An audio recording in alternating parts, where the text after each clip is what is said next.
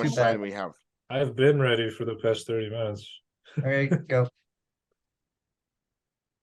Hi, this is Cinema Toast Crunch, and today we're taking a bite out of this other very, very, very cool movie. I'm Ruthnian again, and you know all of us, so let's just cut right to the chase. Speaking of cutting things, we're looking at One Cut of the Dead from 2017, shot in Japan. And forgive my pronunciation, I take Japanese class, but there's a part of me that's still really, really nervous. And directed by Shinichiro Ueda. I definitely tried my best with the pronunciation. I'm sorry. So what we are talking about is, again, modernism and postmodernism and the meta. So who wants to get us rolling? Okay. I did just take a nap out of this, so I might have seen a bit bloody loopy. But guys, it's a zombie film.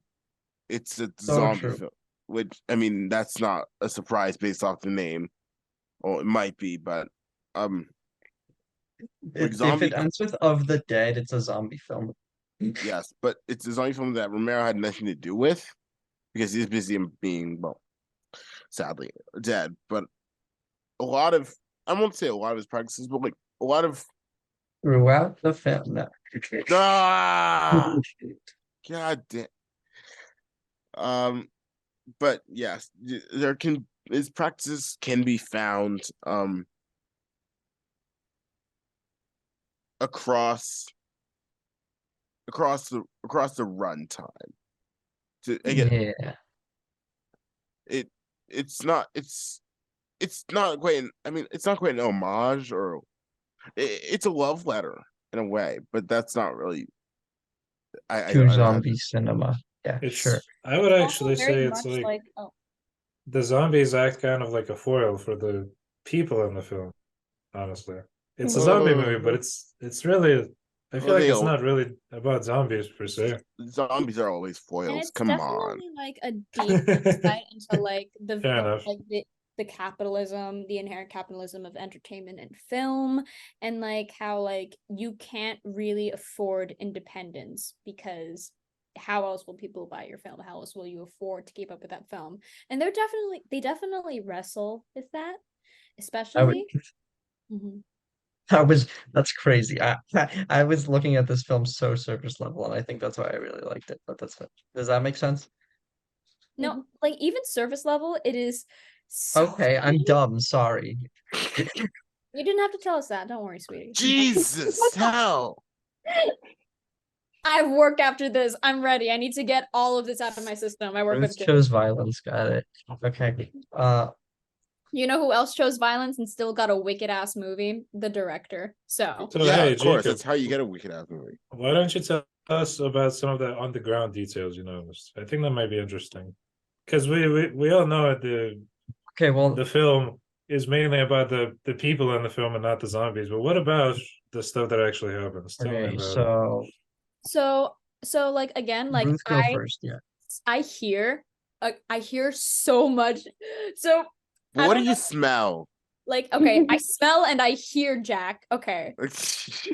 Now that I have that out of the way. So basically what happens is you hear so much Japanese stock soundtracks, and trust me, like I know this because unfortunately I like anime and I like Japanese films. So I was popular in high school.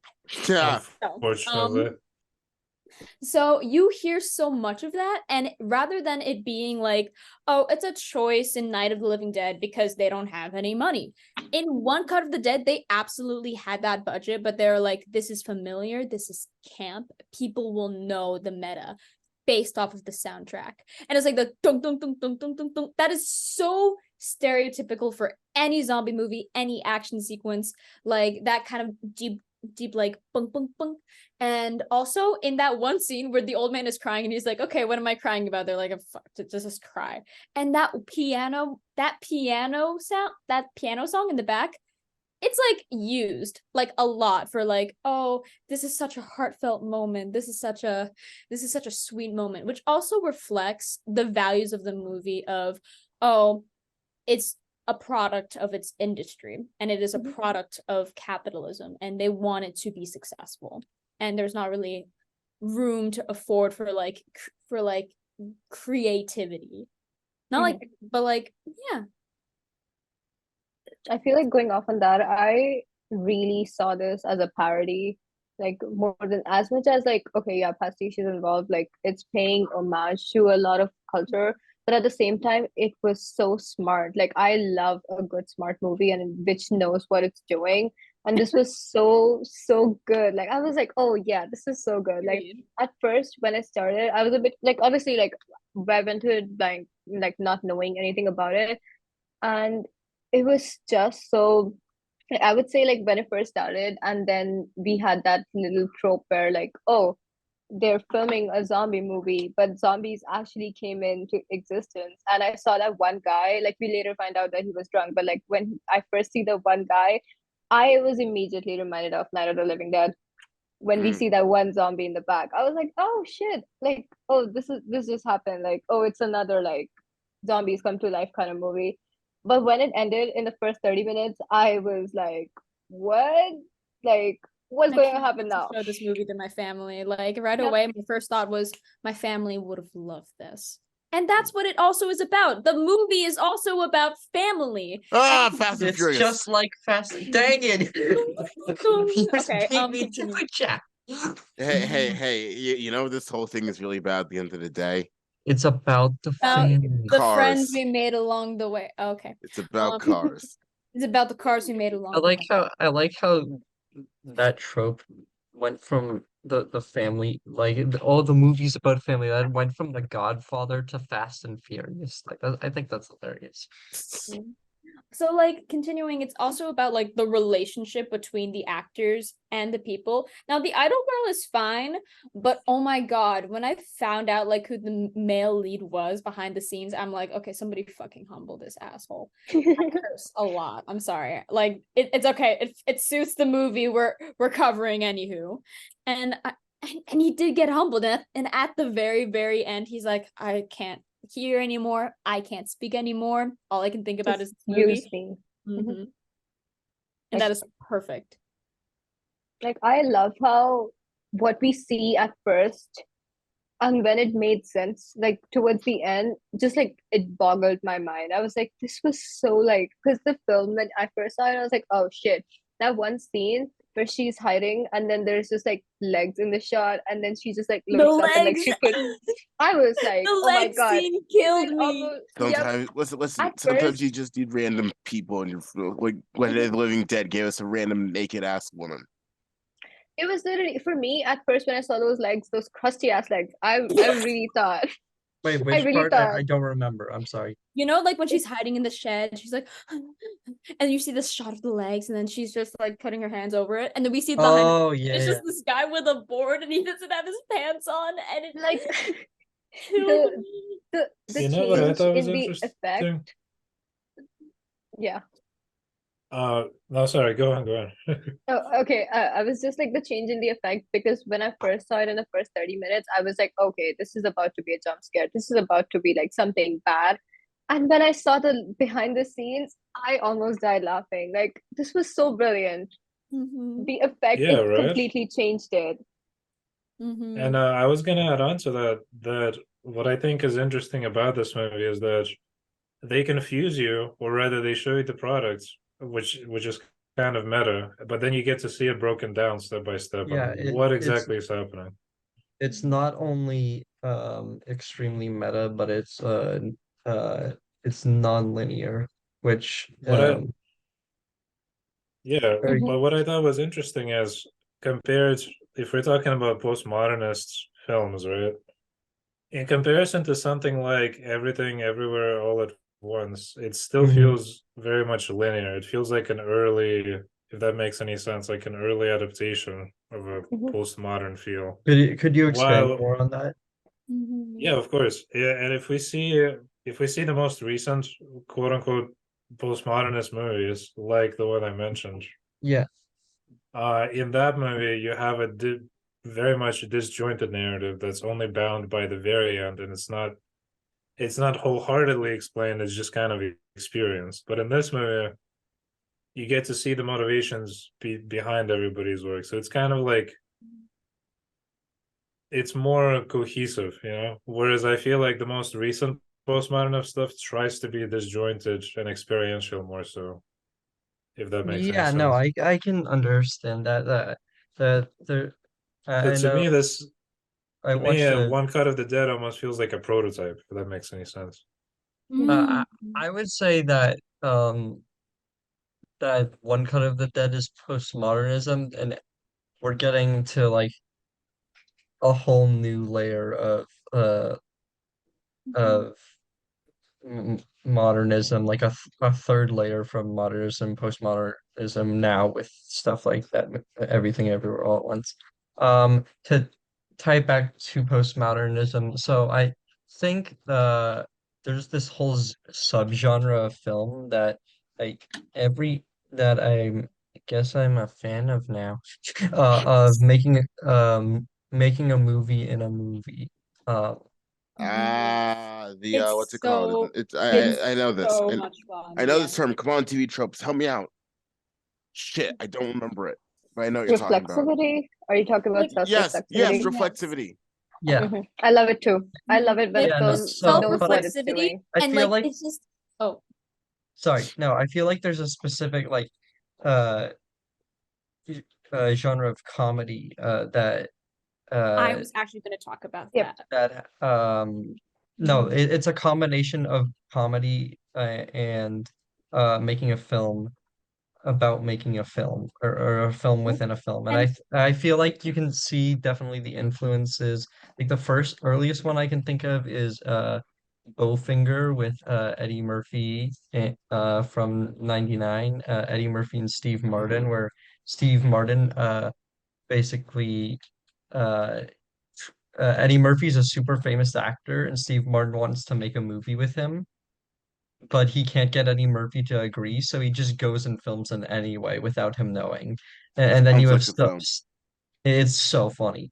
And then you have stuff like Tropic Thunder, which I think this is very similar to where you or the first third at least, where it's like a zombie film within a film, or where you're trying, because Tropic Thunder's whole thing is like they're trying to make a war movie and then there's an actual war going on. So I definitely see that. It's just Sans Robert Downey Jr. playing an Australian man who's doing blackface. And I think Tropic Thunder is actually a really great example.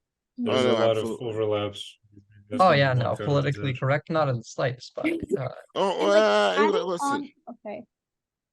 listen. I mean, that's a whole other thing. I'm gonna say it's I think personally, at least regarding Robert Downey Jr., it's okay purely because being a character is doing it. It's not necessarily just him doing I it. mean, I think it's hilarious, but But like Yeah. adding on to like what you said about the comedy, I feel like that is like one of the greatest strengths of like this is also regional. It's also a very, very, very like if you could like check out like what is the definition of comedy throughout every country. Every country is different.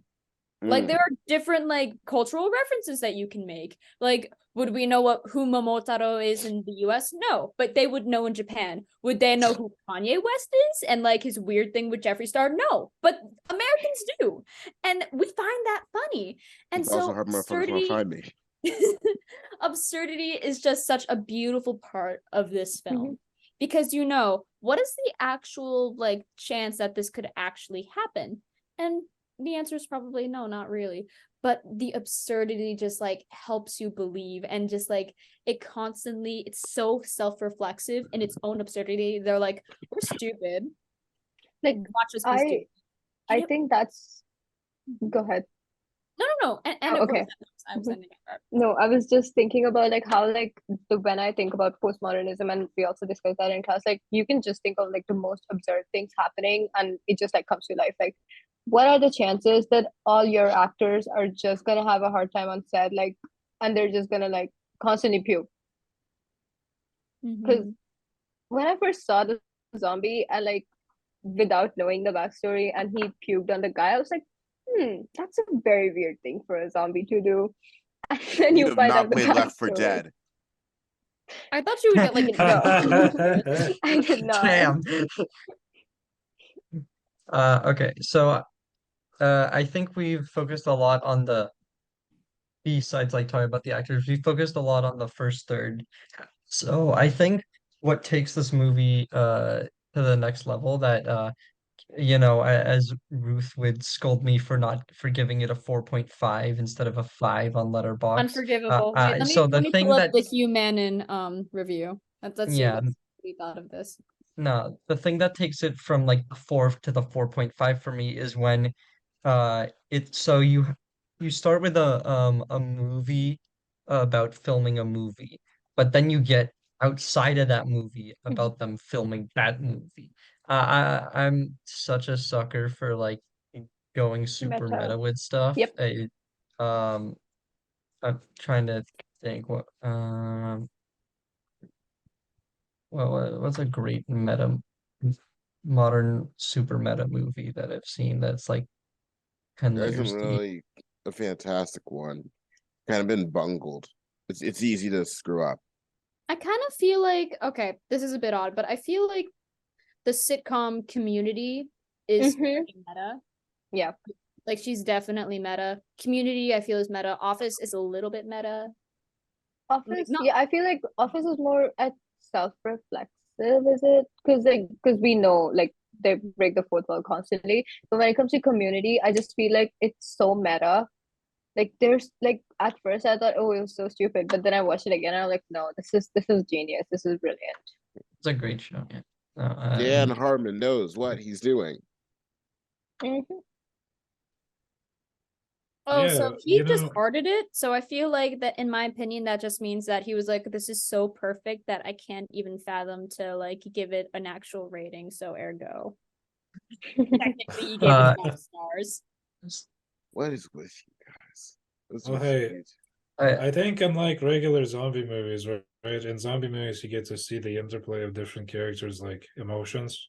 But in this one, when they make it so meta, it's not about the raw characters themselves anymore. It's about people's motivations, and that's where you get to see, like you guys mentioned, the family.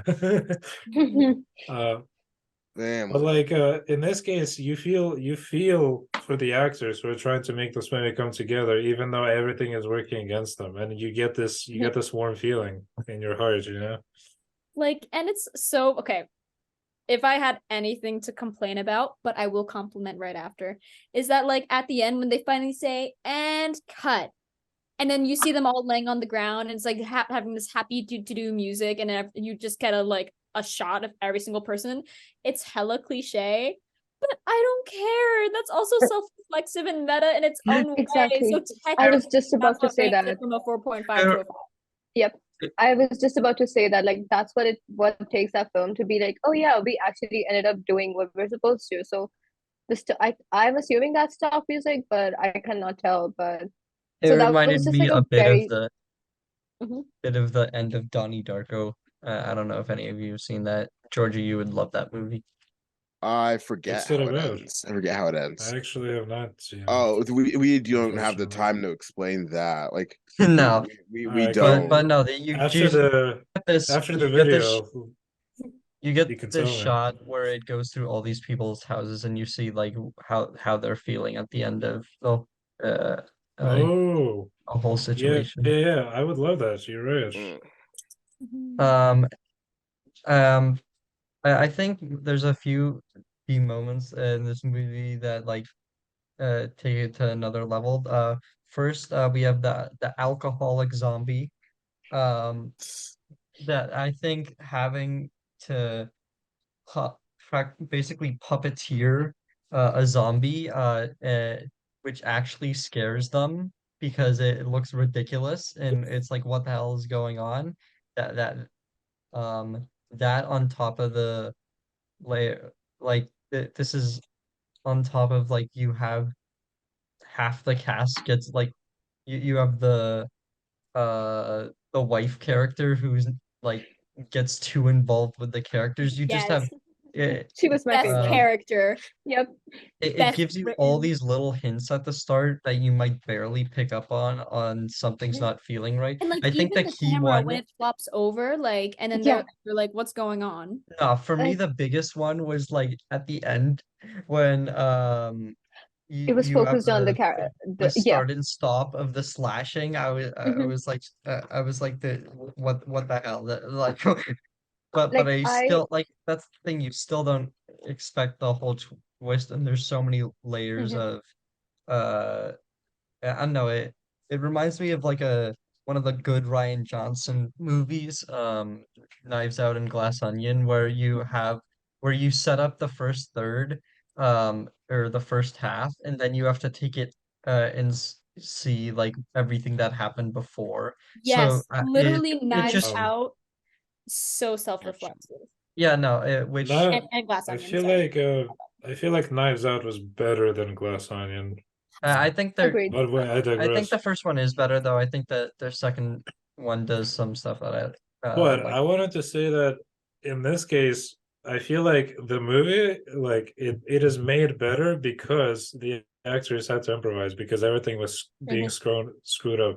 But the thing is, they weren't actually improvising, you know?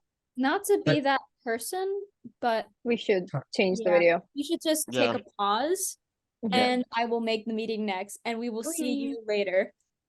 I'll be right back. Our female, I wouldn't say lead, the lady who gets like too involved in it.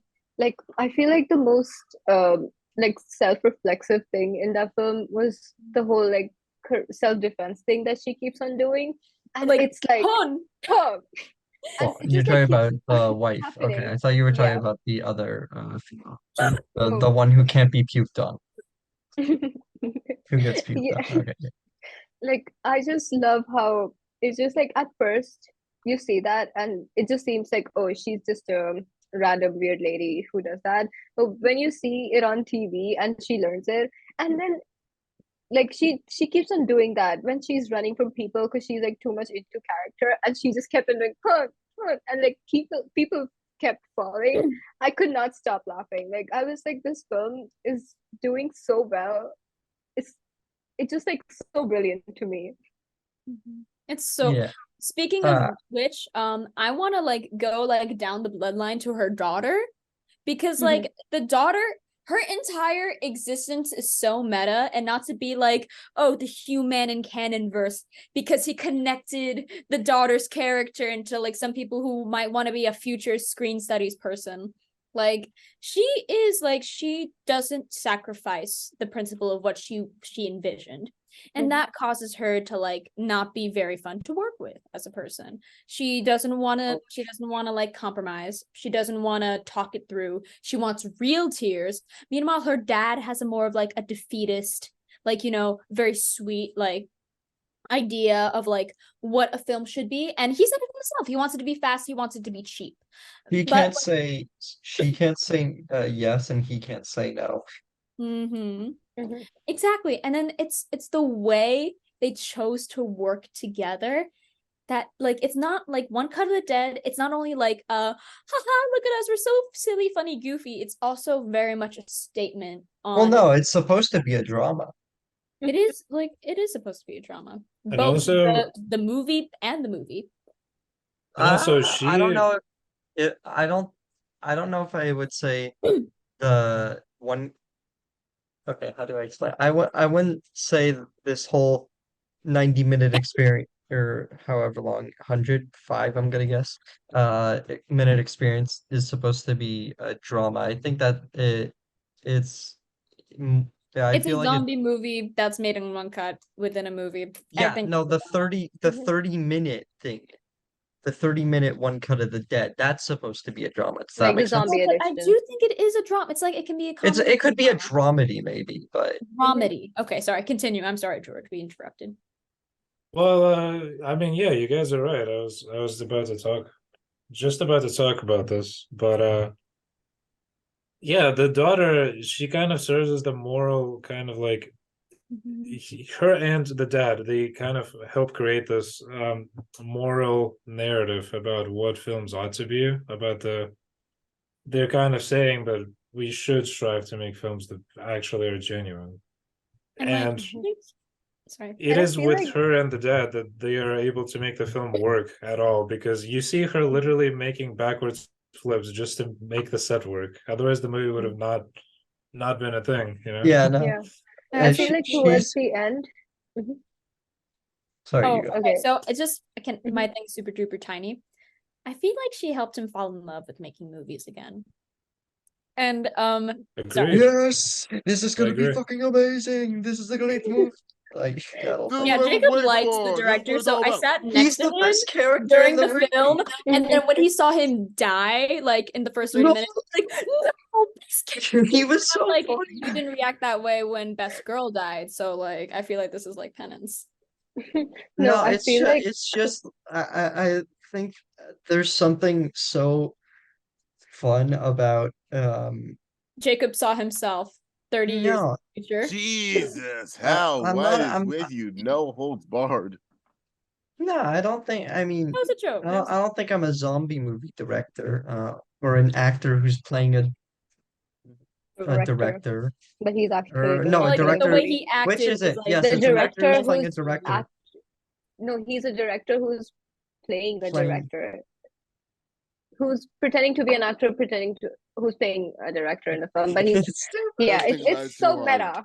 No, but Yeah. Jacob would totally like make a satanic seance in order to create a real zombie for the film to be better. Totally, 1 billion%. No, I like That's zombie me. comedies way more. That's I me. feel like the Shaun of the Dead had like such an impact on that genre, and like later with Zombieland and stuff. Like the Shaun of the Dead I is one of think my favorites. another huge part of postmodernism is genre mashing, which Mhm. this definitely has. Like if you just like Everything Everywhere All at Once also is like one of the kings of genre mashing. The film, another meta postmodernist film, Mitchell's versus the Machine, an animated Mhm. flick, it, which also has making movies within movies. It's like a this like sci-fi family film that's super fun.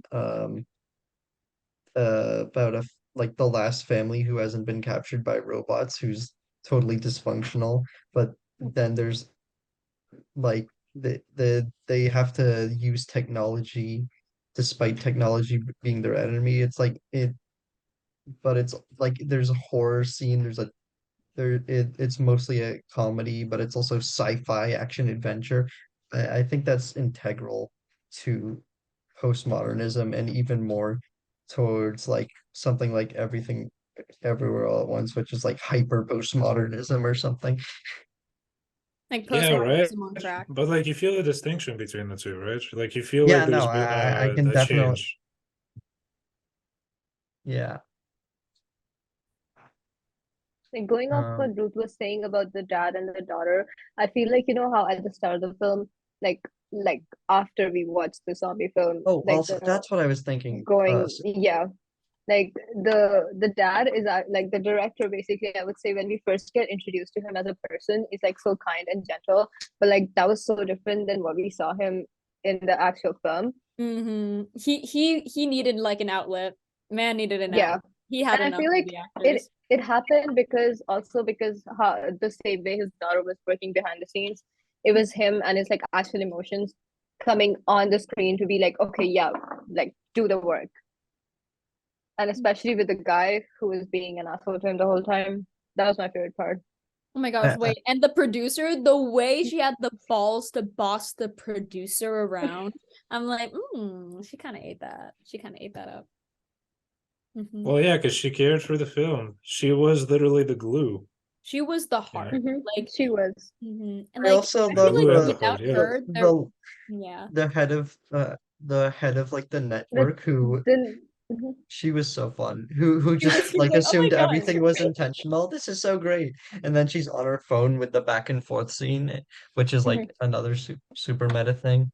And the film I was forgetting to mention for that also fits under that hype for postmodernism that we're now seeing would be Barbie. that's like an insane genre match and Mhm. super meta. I think that one of the like 30 great post Matrix influenced real world imaginary world films that where you go between the two. Um that that I think that film has like the Matrix influence is absolutely absurd on the last 20 years of filmmaking. Absolutely. Yeah, Barbie was quite the interesting one. Mhm. She sure was. Mhm. She sure was. I think on that note, we should conclude our Yeah. video. Yeah. Any That's gonna final do. thoughts, guys? I It is a guess 10 out of just like 10, no matter what I anybody else. guess Sorry. yes, it is a 10 out of 10. Yes, we agree. But just like I think what's indicative of it being a postmodern film is we're talking about all these other films, and if anything is indicative of postmodernism, is that Yeah, there's that's multiple realities, just how part of that and we're is just talking how about I operate, but experiences. yeah. It's just absolutely bonkers. I love how much heart it has. And that's my favorite part. It's like the acknowledgement of like a subjective reality while simultaneously being like, but there's like a compassion to it and like a care and tenderness to it as well. Yeah, That's and why I love it. then it also gave me like in how it's written almost like Memento vibes in terms of like pacing and where you get to see like three parts of the story clashing. All Mhm. right. That's gonna do it for this episode of Cinema Toast Crunch. Thanks as always for watching. We'll see you the next time we do one of these, and who knows? Nope. This is our last one, guys. No, Yep. Not if we just not a last graded one. We should just do it for that's fun. yeah, I Yeah, we agree. should. And who knows? Maybe we'll have cereal. Thanks for One watching. day. Bye. Still waving.